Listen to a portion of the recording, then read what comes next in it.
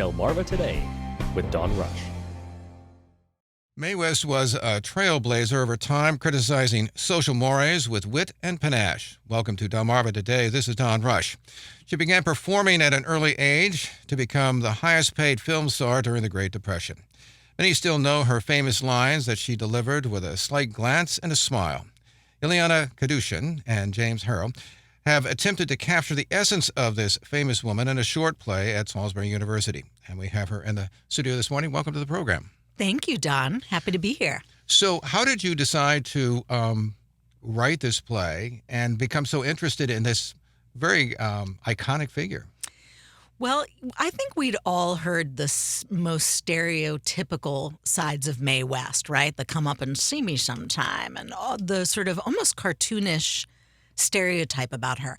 But then I discovered a book that she wrote toward the end of her life. Actually, she wrote it at like age 81, called Sex, Health, and ESP. And I was like, what is this book? And it really went behind. The book was written in her voice. It wasn't another biographer. And it really gave me a strong idea of why she created this Mae West character that we've all gotten to know. And it intrigued me as a woman and as an artist. So I started writing and developing this show, which I call Mayday, a short play with music, at an artist in residence in New York City. And I was drawn to Mae because she credits herself as being really the earliest feminist, the first liberated woman. And I wanted to, in response, we did this in 2015 in New York City. And now today I pulled it back out to keep developing it, just really in response to where we are right now, and also really feeling that audiences could use this blend of thought-provoking entertainment, light but thought-provoking. She had a very sharp wit, of course, that seemed to push back against the social mores of the time. Often very critical, but almost in an oblique way sometimes, I think. I think it was because of her beginning. She cut her teeth at a really young age in vaudeville and in New York. And I think when anything went in vaudeville, and maybe that just sort of instilled something in her, so that even when she started heading out into more, forms that had strict codes, like Broadway, like Hollywood, she kept that rebellious spirit. And she wasn't I think intentionally acting as an activist. She would just allow things, whether, it was her first play, first Broadway play, I'll say, that she wrote, produced, and starred in, called Sex. She also says that she was the first woman to ever say sex on stage, just that word. That caused her to have a lot of problems. She was in indecency trials. She was in jail quite a bit. She would be performing on a Broadway stage, the doors of the theater would open, and the police would come down the aisle and throw her and the cast in the paddy wagon. So, of course, I had to write a song called I'm in the Paddy Wagon Again. But I think that was what was incredible about her. She was so relaxed and confident, even though she was really, really shaking things up. I mean, because as a matter of fact, at one point when she was in jail, she apparently, though, had dinner with the warden and the warden's wife. I mean, there was this kind of and she talked about how she didn't wear those burlap panties and that kind of, I mean, she was bigger than life, even inside this jail, as it were. Absolutely. Probably the warden situation was that they were so familiar with her. I mean, she was literally thrown in quite a lot. They were trying to teach her a lesson, and yet, the joke was on them because she was so resilient. She often said that the indecency trials were like another stage for her. So while most people in an indecency trial would be so terrified of what was happening to them, she would perform on the trials and in front of the press and really say, you're branding me as this scarlet woman. You don't like what I'm doing, but I believe in what I'm doing. Although it seems to me that, particularly in the 1920s, and you mentioned the play Sex, that it fits in to the times, because this is a time in which women were beginning to express themselves in many different ways. Her play Sex included obviously spiked drinks, cops as clients, bribery, and offstage suicide. I mean, her play in particular embodied, I think, what was then the sort of sense of the times, even though there was obviously this conservative backlash of, well, we don't really want to do this. I mean, she seems to embody that moment in our history. And that's why the audiences were drawn to it.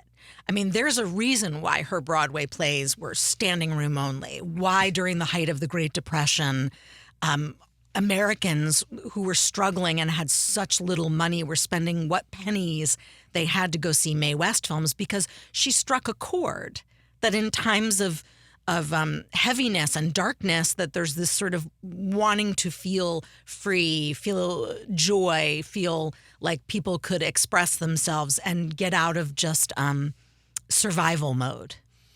See, there's a quote I ran across where she says, I have always hated the two-faced, the smoother over folk who preach loudly one way of life, then do something in private that they're against. It seems to me that she was, particularly her plays, was trying to get at that kind of hypocrisy that she saw. I mean, you could probably see, for instance, the politician denouncing liquor on the one hand and then see him in a speakeasy on the other. Exactly. I think that she was she walked the walk, walked her talk, right? What you see is what you get with Mae West.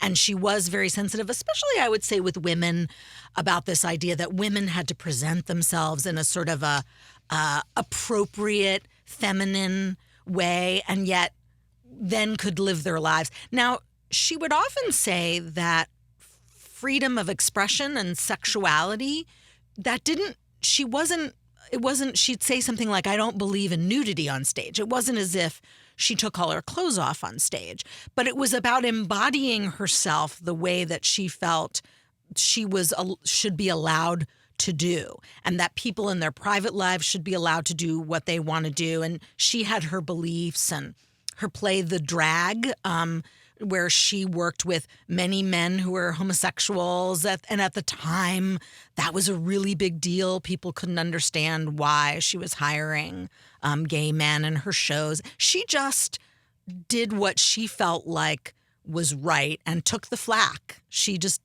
took her lumps, and it didn't diminish her. One of the observations that was made that was there are a lot of film stars and so on who sold sex. There was no doubt about that. But she sold sex talk. Right. It was a lot of talk. It was a lot of talk and walk and bravado, which I think we're all more familiar with being a masculine trait. That kind of like in a public arena, kind of that sort of just kind of being blustery and she felt like, well, I want that. I want to be able to carry that swagger, and I want to be able to say things that are cheeky. And I'm imagining very often she was around a lot of men, not a lot of women. She would say in her meetings that the only other woman in meetings would be a secretary, and she'd be surrounded by very powerful men. So I think she would talk a certain way to maintain her footing with those who were making powerful decisions around her. She wanted to maintain power. In terms of her early career in films, she became the biggest thing around, at least in the 1930s. How does one explain that? And the fact that obviously in her first few films, they were before the censorship boards, which I think came in 1934, I think it was, in which it was an observation made that she couldn't have made those early films after the censorship board itself. The code. The code, because and their scripts would be ripped apart, as it were. Tell me a little bit about her fight with censorship and how she saw that. So that was one of the most fascinating things for me when I read her book, and then I also read some other books that were written just to really understand the Hays Office, the earliest incarnation of the MPAA. She was called the scourge of the Hays Office and the scourge of the Legion of Decency. I mean, they really branded her the ultimate Scarlet Woman.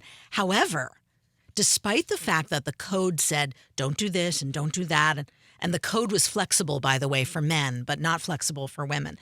However, money is really the bottom line here. She was such a box office draw that Paramount Pictures, she really saved them during the Great Depression. So because she became sort of the savior of the pictures, of Hollywood pictures, they gave her more lenient. They were lenient with her, even though she was really, I'm sure there were people who were, decrying, crying out against her as the Scarlet Woman. And yet behind the scenes, I'm sure a lot of the men running Paramount Pictures were like, she's making us so much money, we'll let her get away with it. But she just pushed the envelope. She pushed the envelope.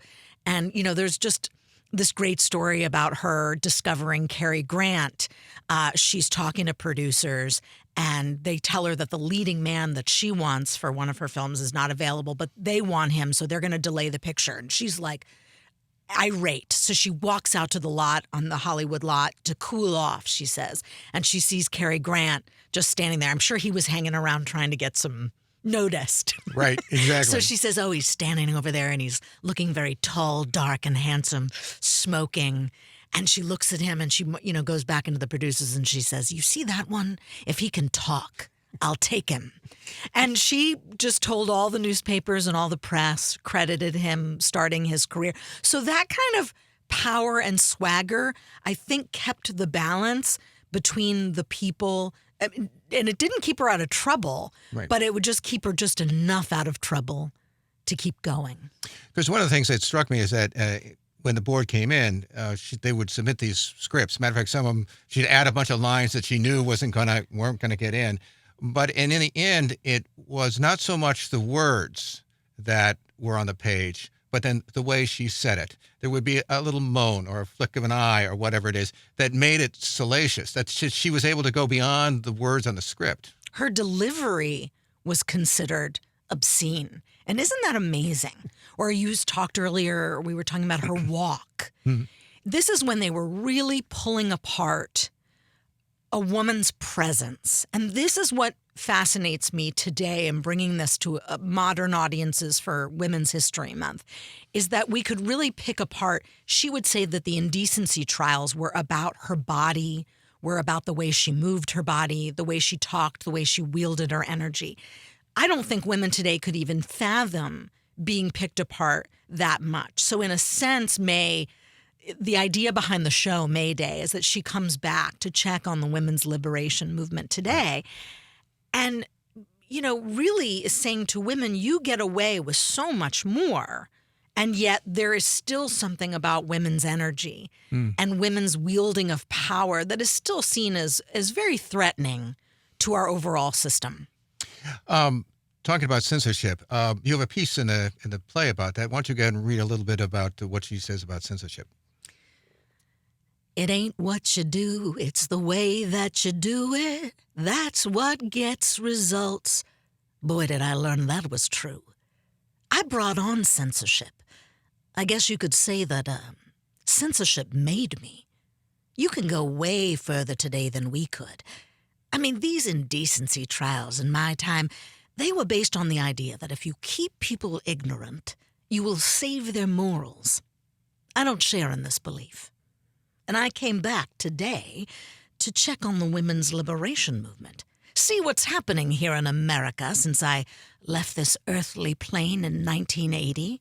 I heard the 80s were quite fun. That sounds like her. And the interesting thing is that we discussed this, I guess, before the program, is that her own particular figure, she was not particularly a thin person. She was curvaceous. You could see the curves, unlike the demands, for instance, today, where women have to be a certain size and to look a certain way, and even if certain weight. I mean, it seems as if she came all this way, and yet women today still have to adhere to some standard that she kind of like pushed against. I think that is true in some respects, but if you look at advertising, in New York City as an actress and a voiceover actor, I spent many years doing voiceover for advertising, and so looking at advertising in general. And you're true that you're correct in that at a time women were held to the standard of of thin and appropriate and all these things. But I will say that there has been a lot of change in terms of visibility. A lot of companies are now making visible through advertising, through branding, that beautiful women, beautiful, powerful women come in all shapes and sizes. So I think to a certain degree, May would say, oh, that's good. You know, you see women that are curvy, you see them voluptuous, coming in all shapes and sizes, and that this thin, really unhealthy place that women took themselves to is not the standard anymore. Of course, we have ways to go, and we are sensitive to the idea of whether that is just an empty gesture. Are we allowing women of all sizes to be visible, but are we really, really honoring them and respecting them? Or are we just doing that and then still really holding women to a different standard? So I would imagine for some, yes, for some, no. Because it seems to me that in some ways, at least when I've noticed this, that particularly in advertising, you get this. That seems to be a relatively late phenomenon. I mean, only within the last few years do I think I've really seen that kind of thing. And you get that, for instance, in underwear, ads and so on. And obviously they're doing it because there's a market out there for this and they want to grab it. But has that seeped into the rest of the culture, or are all those ads just simply sort of this stream at the top, but underneath in the ocean is it where it's still? If it was just advertising alone, I would say yes, but there are also characters in television and film that are all shapes and sizes, and in general, I think that's that is really the call right now, not just for women, but people in general, right? You know, when I do my podcast and interview people, a lot of times the subject is around making visible, shedding light on what people don't really know, and allowing people to see and become more familiar so that it's less divisive and it's more inclusive. And I think really Mae West really embodied that. She was, as you say, while she was short in stature, she was curvy. She had this distinct voice, this distinct delivery. And I think why she has stayed present in the lore and in our culture, her legacy, is really the lasting effect of what she represented and symbolized at that time. Now, she's also become a major figure in the gay and lesbian community, the gay community in particular. Drag balls, for instance, have them. Drag shows will have her. She actually wrote a play which called The Drag, right? So you can tell me a little bit about that, although I don't think it ever opened on Broadway. But she was also breaking that kind of barrier as well. Well, as I said, yeah, sex and the drag were somewhat around the same time. And she had a lot of trouble, I think, keeping both of those shows going, as I said, because of the indecency trials. And really it was about who she hired. She was the boss. She was the producer and the writer and the actor.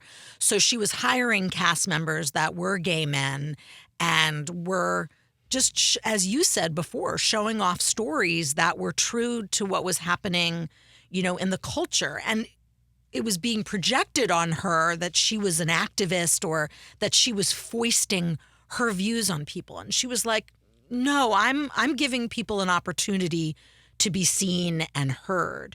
And for her, it wasn't about one aspect of sexuality. It was really about sexuality in general. That to Mae, it's a natural part of who we are. And that when people don't honor it and don't honor it in each other, that's really she was saying, was going to be really the downfall for people and their culture. Because one of the quotes I ran across was, and I don't know whether it's her quote, I think it's her quote, says that gay men were women's souls and men's bodies. And I think that she's been I think that certain things that she said have been criticized, and she was very blunt about her own views. And that's also something, when performing artists, people in entertainment, and boy, have they learned that today, that when you say a personal opinion, and in this culture that we're in right now, where people are very sensitive and there's a lot of watchdogging of each other, that you can get into a lot of trouble. And I think for her, she was just connecting deeply, probably with the performers that she was working with. It could have been particular cast that she was working with, or something that she felt. In her book, Sex, Health, and ESP, the ESP aspect of it actually is an interesting story. And I think it was that she felt very intuitive about people. But that came actually from a friendship with Amelia Earhart. In between May's films, she would go to this resort in, I think it was in Palm Springs, California, called La Quinta. And very famous people would go there, to retreat and relax. And she meets Amelia Earhart there. And Amelia Earhart introduces her to seances and the other world, which is a really interesting part of the book. And I haven't yet worked that into my script. I would really love to imagine a conversation between the two of them, because those two characters together are incredible. But my point is that it was something about, I think May was sensitive. I think she had intuitions. And I think she felt intuitively about people that she worked with and what they needed. And I think that that's what it was. And she was outspoken, whether it was about sexuality or anything that she happened to be talking about publicly. You have a letter, I think, in your script there. Yes, I do. So just to set this up, May feels very strongly about sexuality. So she says in the show, "I'm interested in what liberates us. So does being a hot mess liberate you? See, I believe sex can liberate us. So much so that I wrote a letter to Dr. Kinsey. Dear Dr. Alfred Kinsey, I believe the more we are prepared to accept sex in our lives without a distorting sense of guilt and fear, well, the less tragic will be any of its consequences. Sincerely, Miss Mae West." I ran across another one.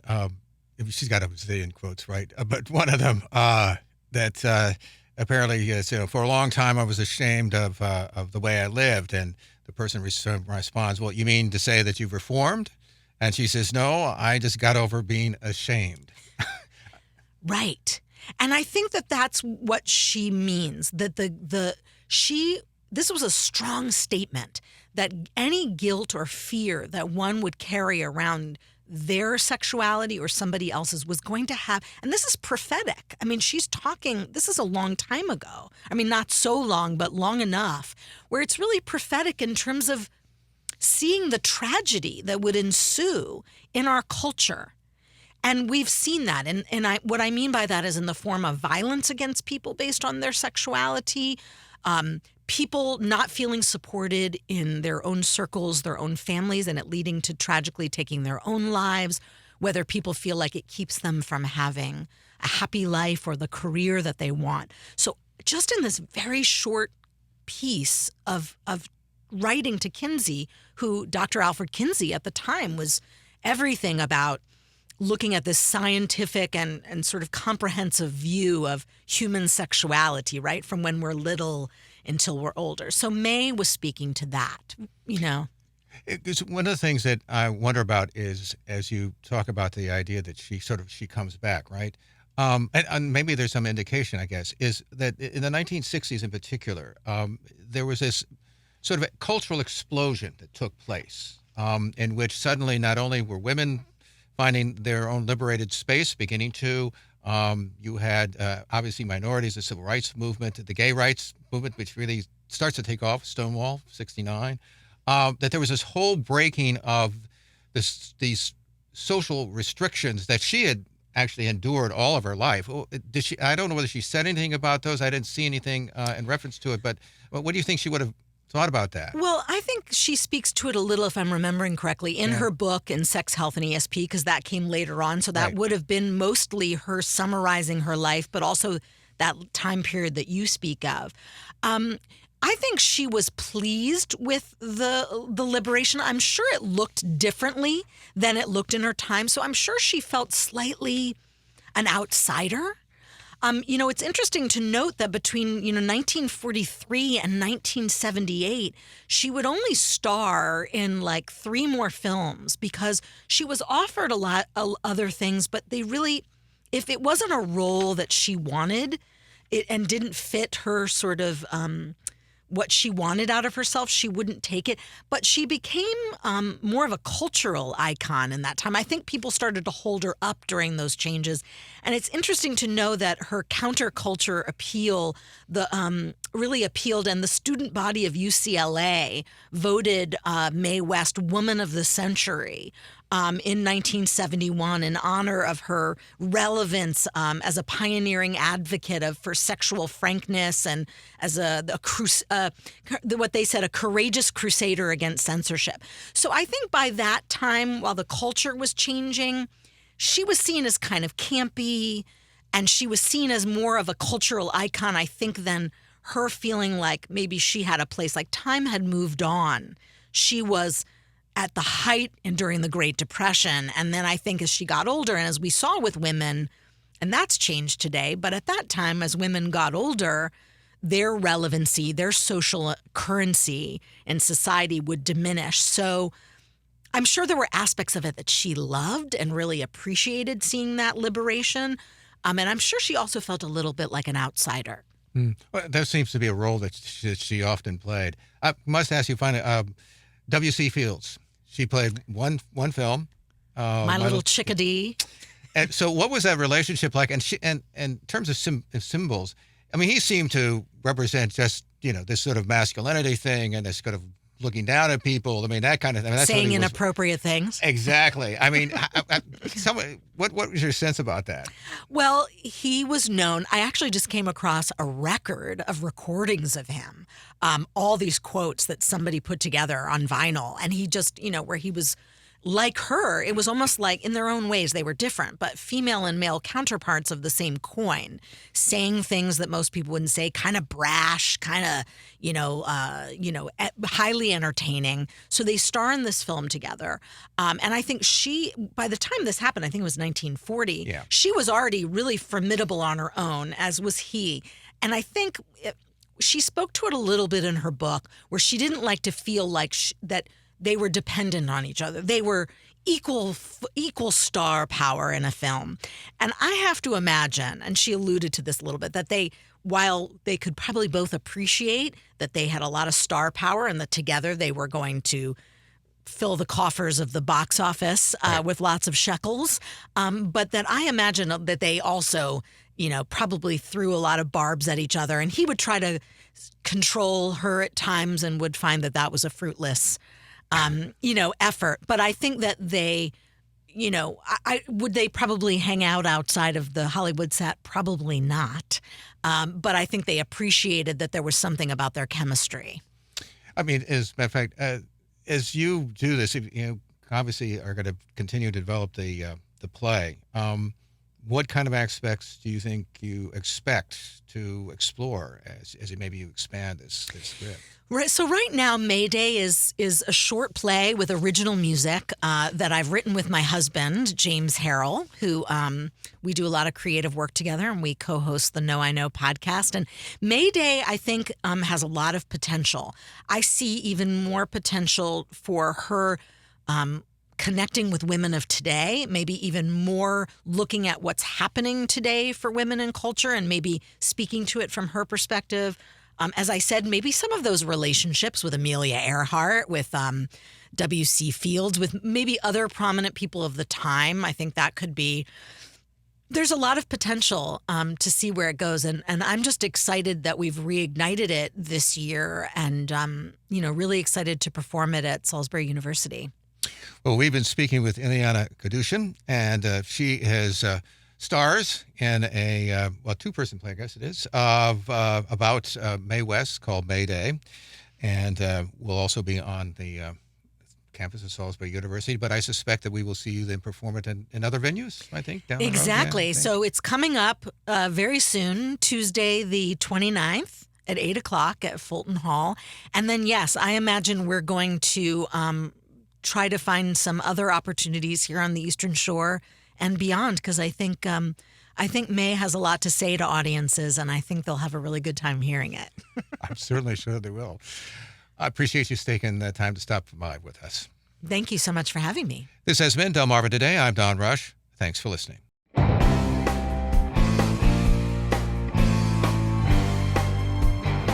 Delmarva Today with Don Rush.